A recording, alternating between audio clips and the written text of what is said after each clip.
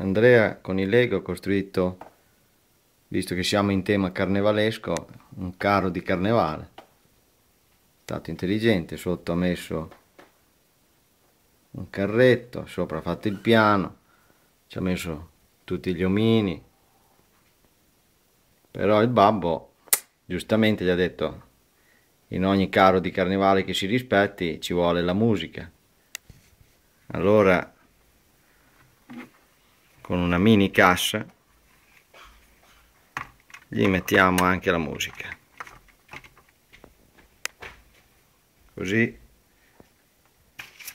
possiamo anche fare una cosa allegra.